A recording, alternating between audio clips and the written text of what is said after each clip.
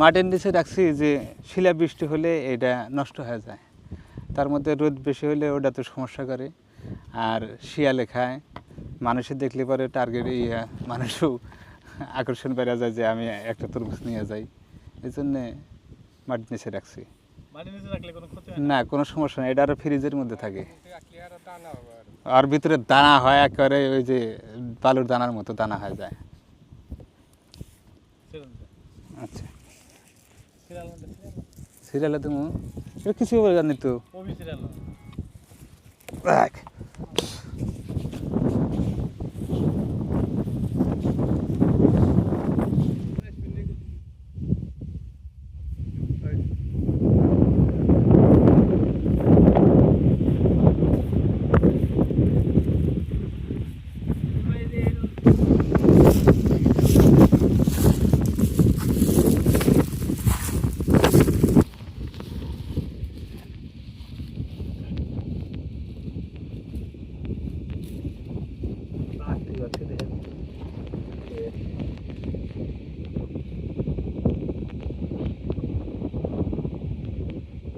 আগানের দিকে, হ্যাঁ।